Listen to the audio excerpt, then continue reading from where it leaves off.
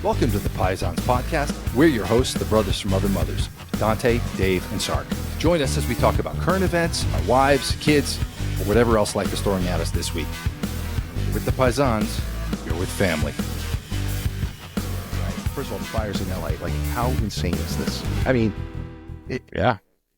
wild. It's crazy to me, but like I feel like out of nowhere, it's like a house of cards, you know? And California in particular, it was like, people are like, how could this and this and this all be true? And I'm like, because it's gross incompetence, you know, because you have incompetent people at every level who aren't doing their jobs.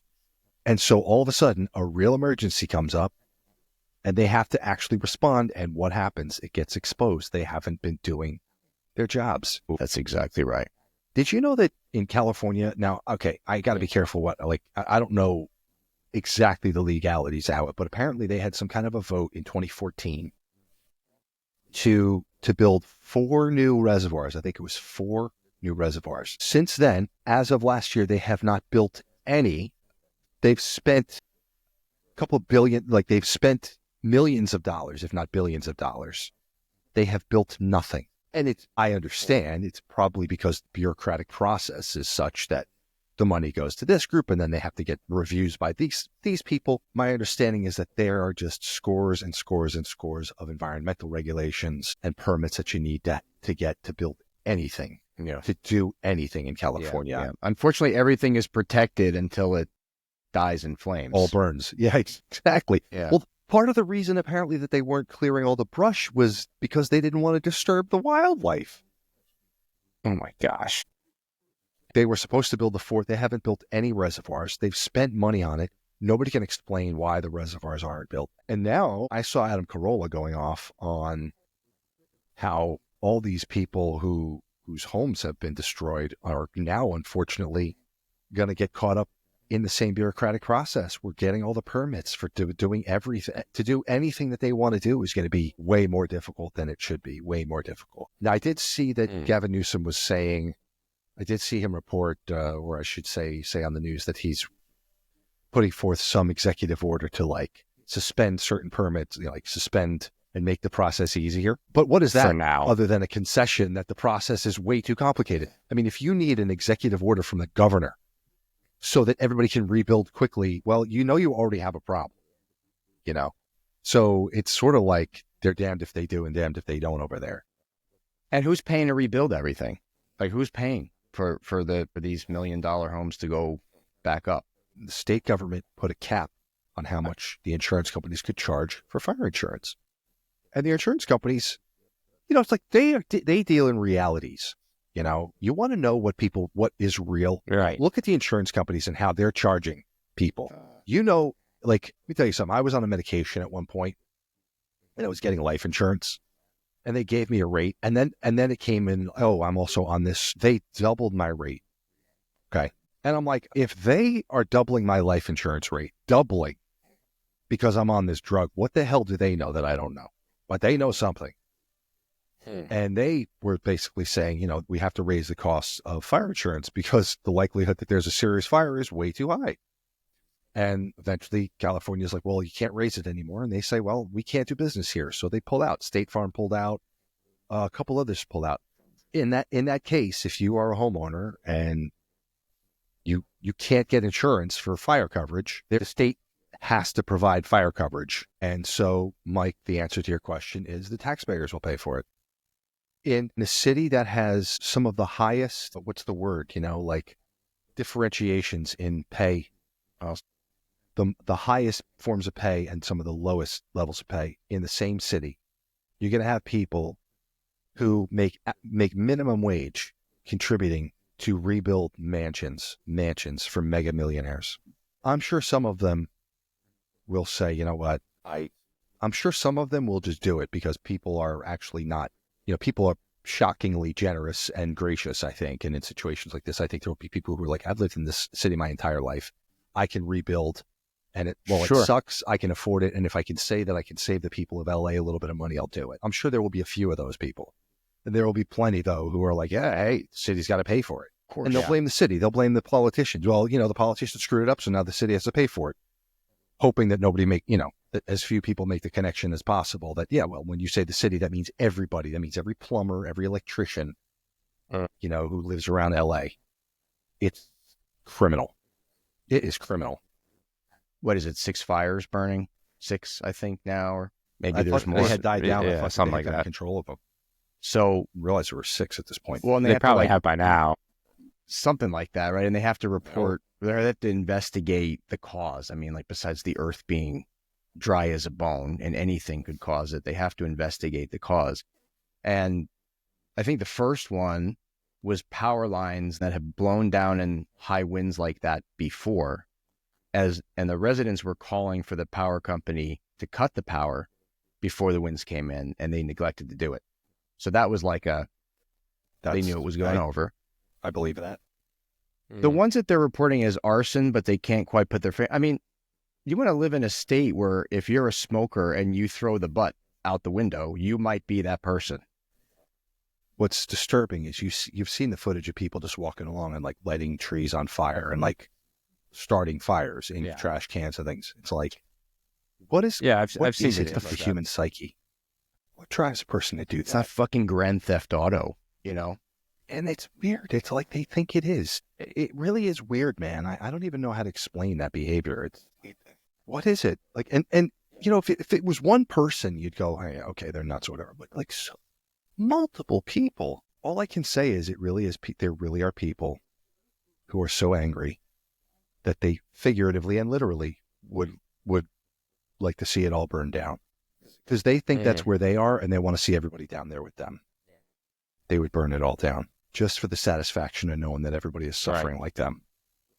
And it's just so sad. I tell you, that footage and I'll put it on here, but our buddy Nick in California sent us some footage from a friend of his who lost his home completely, apparently, and was walking through, the remnants of the neighborhood. And there's still small fires burning as he's walking through, and he's got the camera, he's got his iPhone going. It's like about a minute, but it's unbelievable. I mean, it looks like you're in a video game. It literally looks like first person perspective, somebody walking through like an apocalyptic planet.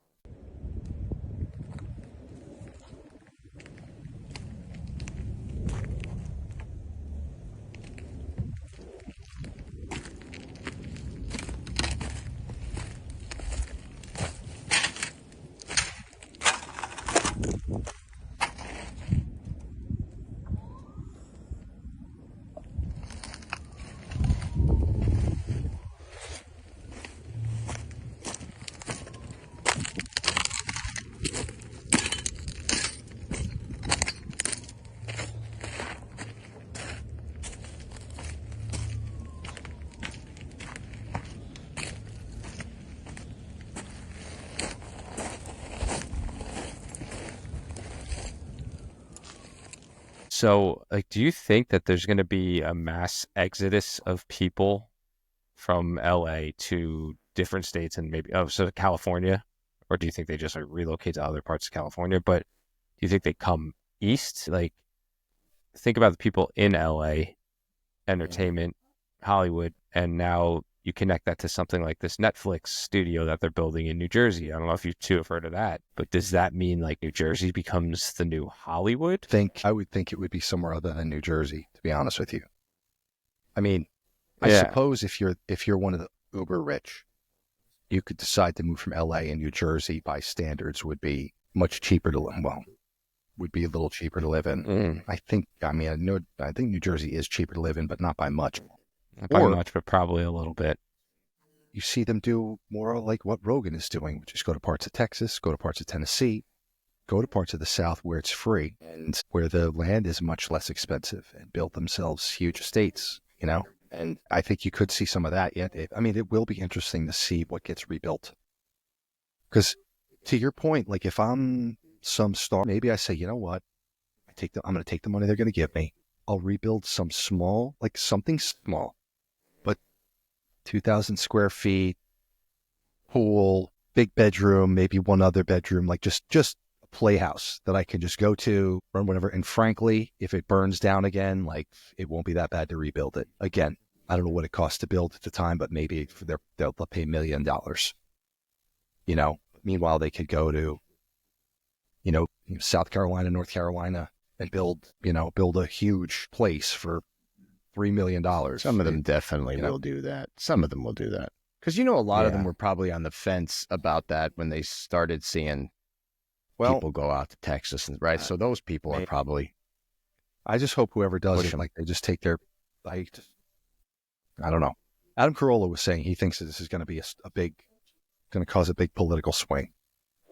That a lot of these people who've been affected, according to him, are very left-leaning, and they'll see now when they go to rebuild what the process is like, and it might change them. I'm sure that there's plenty of them who are really good and competent, but there's clearly enough of them who are not competent, who are focused on the wrong things, that it's just like one thing is breaking down after another. And it's crazy how you start to see the cascade, like the domino effect begins, because one area crumbles and it puts pressure on another area. And if those areas can't withstand that pressure, so it's like fire department, well, then there's electrical issues, and it's like, how many other, types of issues are they going to run into over there? There's reality, and then there's what, it's like there's this thing that happens, civilization is built because people face reality and they come up with solutions to make life more comfortable. And eventually those things get so good at making life comfortable that some people think that comfortable way is how life normally is, and that there's nothing that makes their life more comfortable, that it's that naturally. And so they ignore the things that make civilization work in favor of ideological, utopian ideas of grandeur. And so their idea is, who cares if the wheels, keep turning or not? We have to, make sure the windows are clean. It's like, yeah, ain't going to work. And people that are not qualified for these jobs, it's easy for people like that to not realize that it starts and stops with them. Like, no one else is doing that. You can come into office and take it for granted that works and you're going to go do these other things. Like, there's nobody else making sure that these things are running. It's you. Right. It starts and stops with you. This goes back a little bit to one of the conversations we had before. We were talking about some of the other generations and like senses of entitlement and things like that, and having things so carefully crafted and presented for you such that you just have to check the boxes, finish out your ditto, hand it in, and then you're done. There's no like connection between what you do and like how we're actually solving problems. And I don't know why, Mike, but it just makes me think of it makes me think of that. It's like, when you look at many of these people who are in government, some of them for decades, some of them relatively recently, they have not done anything in the private sector. Like, they have never had to hire somebody. They've never had to fire somebody. They've never been held accountable for a budget, or for forecasting how much it's going to cost to do a certain thing and then being held to account for when it was right or wrong. They've never been that. They've only ever been somebody who gets to speak platitudes to the population, to like the general public. And platitudes are easy to just say, and then you turn around and you do whatever you want to do, and then you turn around and you say, here's really what we're doing. It's just like so easy to disconnect results from what you're doing. And when you've never had to make the connection, you think that you're really doing it. You're convinced that you're like helping, and it's like, oh yeah, this attitude that just that money is just to be spent willy-nilly. That inflation doesn't matter, that debt doesn't matter. Like, none of these things, like, these are not real. Like, these are not realistic. And unfortunately, you can get away with it for a while. But eventually that bill comes due, and that's what we're seeing in California right now. I hate to say it. I mean, and I don't mean it in any disrespect to anybody over there. God bless them. But people who are in charge over there are not competent.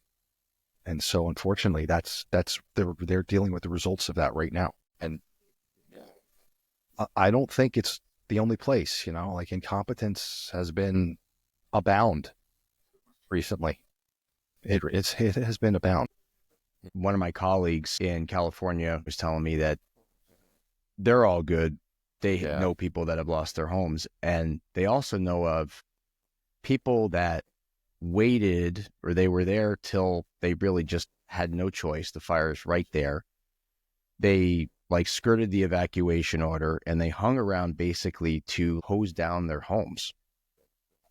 And without water available, some people had these pumps that connect to your pool, and you basically pump the pool water onto the house. There was a street where it was like, 3 houses burned, 2 houses that did it, like, they had smoke damage, but the houses were intact, and then just continued. And so, I mean, who's making that pump? Yeah, think about this. Like, now you survived that, and your house survived that, but now you have no neighbors, or you have 2 neighbors, and the whole street is burnt down, so you don't even want to stay there anymore. Right, and can you know what I even mean? back It's in? like now, Right. Yes. right, Good point. exactly. Yes. So it's like you didn't lose it. It's just terrible. It's terrible. I feel terrible. And here's the real rub too. And it just goes to show you, California is paradise. I mean, there's a reason. There's a reason actually that people have tolerated it this long. And it's because it is gorgeous. It is frigging paradise. I mean, it's like, gee, is it 71 degrees today, or is it 74 degrees today, or is it 68 degrees today? It's like, and sunny.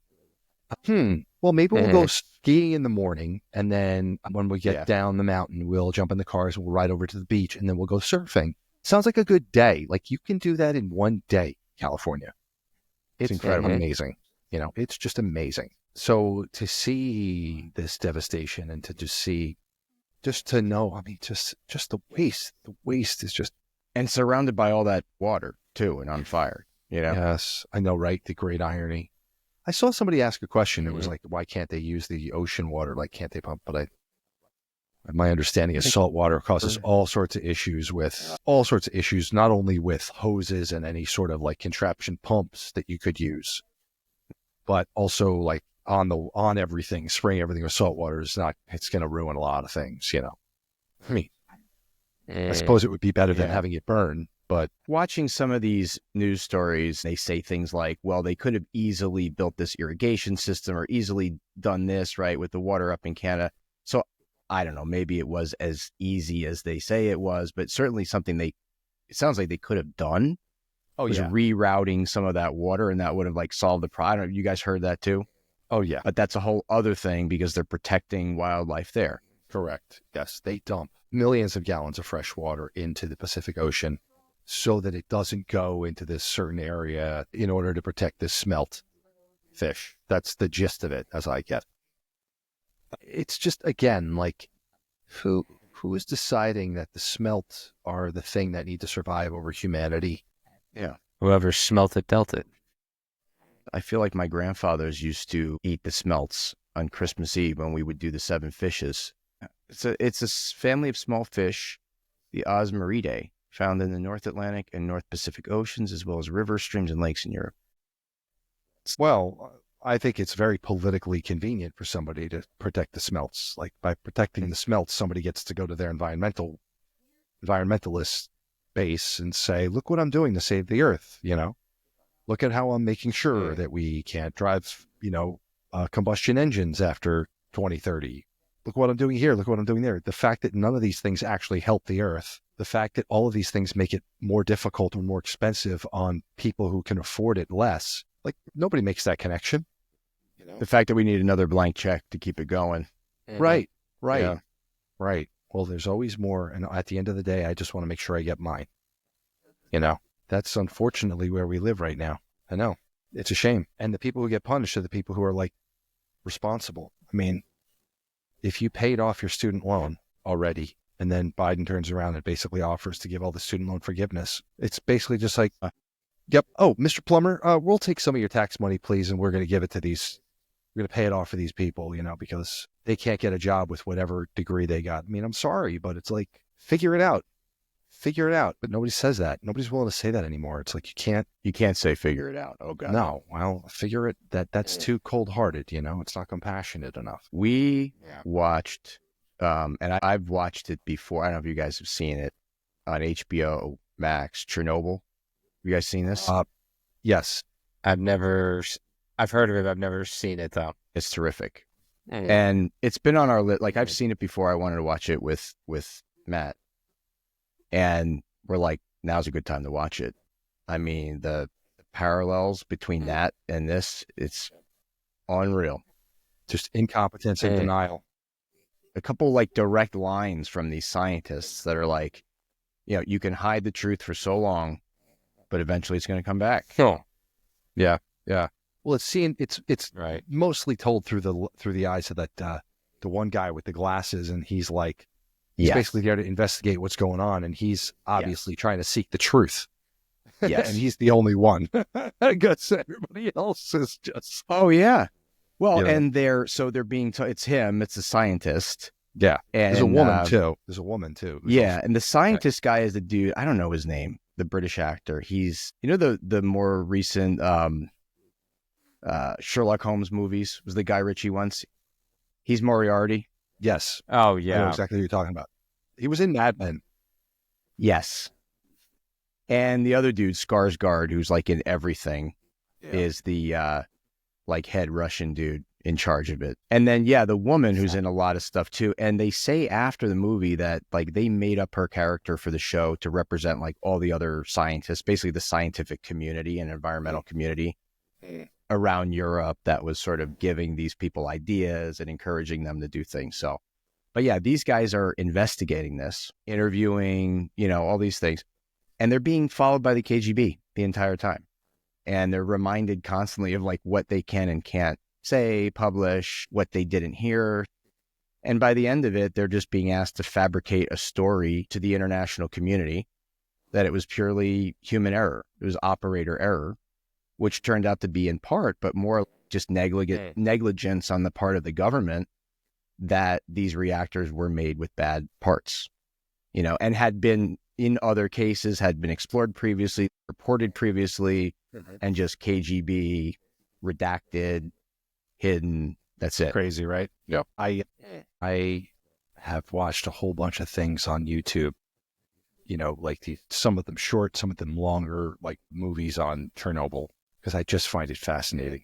There's all these pictures of this thing they call the elephant's foot, which is this huge blob, because at the base of it, like what ultimately happened was a whole section of it overheated and melted core, and it took it took this stuff that is so high, it's so hard to melt it, and it melted like liquid, and it came down to all this radioactive material, and it poured in, and the guy came around the corner, one of the Russian scientists came around the corner and saw it, took a picture of it, and then sort of get back around it, and like within days he had been bombarded with radioactive, and he died. That guy, he died. I don't know if it was very quickly, but he died eventually. Dave, it's like part of the thing blows off when this happens from steam explosion and whatever. The graphite core, right? Whatever the core is lined with is like all over the place. Yes, and it's radioactive material, and it's like scattered in the field, and the workers are picking it up with their hands, and they're putting it in like, within hours, they're all like, they're all getting horrible. Oh my God, it is. You see that and you just think. And it's one of those things like Hiroshima where they say like the actual death toll is not really definable because some of it spanned generations or like birth defects. So they don't really know. But yeah, man, they say like to what you were just describing, that one dude is entombed in there. Like the one dude who was right on top of it on this platform, like when it friggin' exploded, is the only dude, like they just did not find that guy. They assume he's somewhere like entombed underneath it because the thing is still there. It's like contained now. Yeah, they put a whole new case around it. Like I watched the whole thing about this massive thing they built over it, basically to contain it forever. 100 years, I read though. They're saying like it will only last 100 years, and then they're gonna have to build a new one, like over that. I did hear that.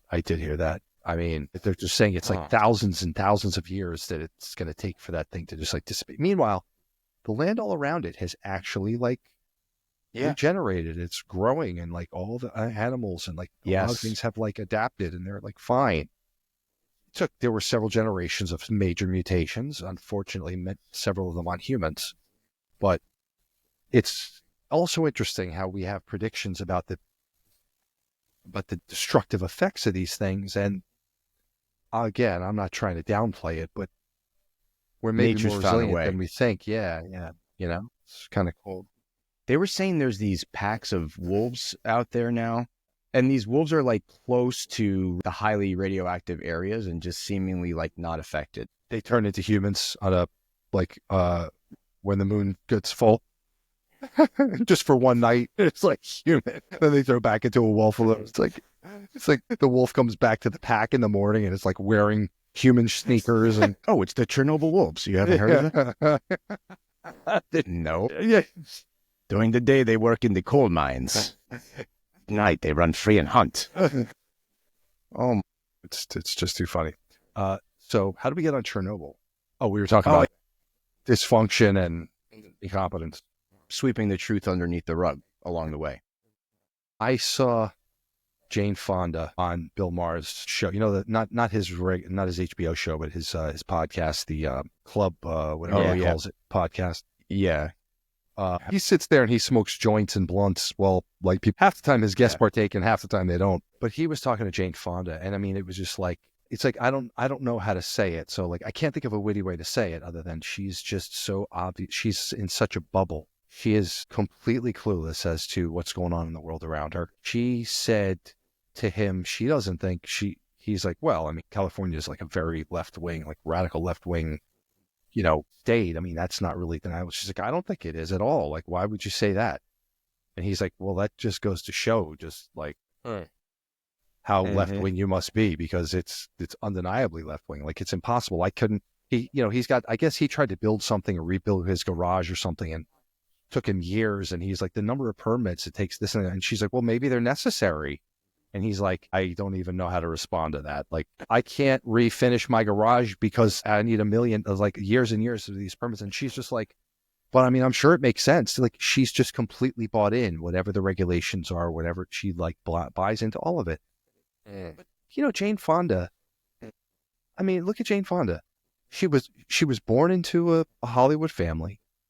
She's so out of touch. She went over to the enemy during Vietnam. Like, I don't care, man. Even if you disagree with the war, and like be with the enemy is insane. And I know people have supposedly forgiven her and we're supposed to get past it. It's rough. Look, if I saw a different person and I saw maybe she has some appreciation for what she has here, I could maybe understand she's changed. That's not what I see. I see a Nepo baby who continues to be grossly entitled. And, just quite frankly, what's the word? It's like ignorant. Like, what's the word? Like almost intentionally ignorant. I don't know what words there are to say, but like ignorant to a degree. It's like, it's like your Marie Antoinette, like let them eat cake. She has just like, again, it's like you look at her life, a string of husbands. I mean, I don't know. I should look it up and see how many times has Jane Fonda been married. 3 marriages. How old is she? She's in her late 70s. And by the way, Boomer generation. So done up with so much plastic surgery and so filmed a certain way. It's like just this to imply that she cares about anybody but herself. Like, she's just so caught up in this, this materialistic world. And I don't even need to know her to just feel that way, to believe that that's true. I just feel like there's a woman who was born in a bubble, never left it, and will probably die in it, thinking that, she was a good person and that she really cared about other people and that, she was the compassionate one her whole life. And as far as I can tell, I don't know, other than some exercise videos, what did she ever do? But that level of ignorance is just, it's just so, I want to say it's aggravating. At the end of the day, what do I care? So I don't want to be aggravated by it, but it's representative of something to me. It's a representative of a blind ignorance, and yes, man. It helps answer the question, how did we get here? I mean, things like what we're seeing. You're for right. Sure. And it plays out like a movie. Like, you would swear that's just something scripted. Like, people aren't really that way, but they are, Yes. It's hard to believe it, but they will vote. Don't be surprised if they vote all this stuff in. Gavin Newsom, well, I don't know if he can get elected again, but don't be surprised if there's going to be another in behind him. Look at Chicago. I mean, I don't know if you guys followed this, but Lori Lightfoot was the mayor of Chicago, and the city damn near like riot. I mean, they rioted, but they damn near like bad. Turned on her. Yeah. I mean, by the end, they were like shouting her out of office. They hated her guts. And instead, they voted in this guy, Johnson, who is worse. And it's like, you really think to yourself, it can't get worse. And it's just like God says, hold my beer. It's like at one point he was being pressed on like his schedule and like, something about what he's getting done or what he isn't getting done. And he's like, hey, look, I'm a father. I'm a black father trying to, raise a couple of boys. And like, I got boys to get to school in the morning. Like I have these other things to do. And suddenly I'm like, really? That's your fallback? Is you're going to start making excuses? Like, I just am like, how did you get voted in? But you realize it's like what Chicago, as far as I can tell, is I think a lot like LA, which is to say that the politicians can simply stand up and say, somebody else isn't paying enough. You should be getting more. I'm going to make that happen. And people are like, yes, like nobody presses them. Nobody says, where's that money going to come from? What about, how about all these people with money who are leaving because it's getting too expensive to live here? Like nobody asked that question. It's like, we don't need to see your resume or check your references. I mean, really, you know what I mean? Journalists all don't the things you would normally research for. Well, journalists don't check on them anymore. The journalists agree. Like journalists are bought in. The journalists are like, yes, this is what I want too. Like they're rooting them on. They're cheering for now until they're not. Right? It's like if you watched what happened to Biden. I mean, it was like Biden was sharp as a tack, the best version of him we've seen. He's doing 4D chess. And this was in all the networks and all the mainstream media except for Fox were saying this. And then after he shits the bed in the debate, all of a sudden they decide we're going to start reporting on the fact that maybe Joe Biden has been slow and maybe it's been for a while. And it's like, they think, well, here's the part that I don't get is it's like, they think that they can just turn around and report it and be like, my goodness, folks, can you believe this? Stay right here for more news. Like, and we're all going to go, oh, gee, thanks. Yeah, gee, thanks for sharing this with us. Like, right? The whole country has basically said, you've exposed yourself. You've been lying the whole time. We can't trust you. And who would? Like, we've been saying for months that this guy doesn't look right. And you guys have been telling us that we're the problem for thinking that he's not right. Now you're saying that he's been not right the whole time. What the hell else have you been lying about? Which is appropriate. And then, like, where did he go after that?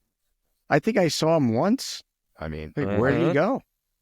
Is he still the president? Just wait and see, man. The reports are going to come out. It's going to take a year or two, but I'm telling you, just give it time. The reports are going to come out, and you're going to see that dude has been propped up. And I'm telling you, every time we've seen him speak I'm convinced the last 6 months, he is hopped up on some kind of IV juice that they're giving him, something to like resurrect him long enough that they can prop him up, get him to waffle in front of the camera, mumble out a few phrases, and they can quickly scurry him to the back so he can sit back down again and probably start staring at the ceiling for the next couple of days till they have to unveil him again for something else. It's a weekend at Bernie's, man. It is. You can make the argument. You can make the argument that they've been doing that for more than 6 months. I mean, I think it's easily been happening since 2020. I mean, like since the first go around, I think he was. People were calling it out then. I agree. I think he went downhill really quick, maybe somewhere in 2021. Like he was not good in 2020. He was already like not good, but somewhere in there, it was just like he took a nosedive. Right. And that's what happens. And they didn't know how to deal with it. And I think his son is so bitter and angry. I don't think it's a coincidence that he left a laptop with all that stuff on it. I don't think it's a coincidence. Like, I don't think I'm not saying he consciously did it, but I think he is so bitter at his father. Because his father's enabled him. I mean, his father's enabled him his entire life so that he could be a bag man for him. I think that's pretty clear. And nothing that I've seen Joe Biden do, as far as I can tell, is actually loving toward his son. I mean, to pardon him back to 2014 because he knows full well that he's been shuffling bags of cash back and forth, it's just so disgusting. It really is disgusting. Like, and you just know how many times the guy got busted with coke, crack, guns, whatever, hookers, whatever it might have been. His father made it go away. How many times? And you know that the fact that the kid turns around and doubles down is just a scream to be like, can you please show me you love me enough to put some boundaries around me? Because that's actually what kids want from you. And when they don't get it, they will just act out and act out and act out. And this idea that if you just placate them, that'll make them happy is just, it's just not the behavior of a guy who actually loves us. It's not, you don't do that to someone you love. Do you think we'll hear from Hunter Biden again once Trump is in office? Do you think the next time we hear about him, he's just like face down in a pool somewhere? He'll probably be on Dancing with the Stars first, and then that. I think that's a great bet. Yeah, I think it that's might a be. great bet, dude. Yep. He will do something. Some PR firm will get him and be like, listen, I might watch that. Think of the ratings. by the end of the series, everyone's like, I got to tell you, Hunter Biden, he's growing on me. I mean, you can actually see, like, Yeah. Salt not of a the bad earth, guy. this guy, Yeah, man. Salt yeah. of the earth, really. you can just see it. You can just see it. Before you know, he'll have a blog. He'll have his own podcast where he'll be giving life advice to people.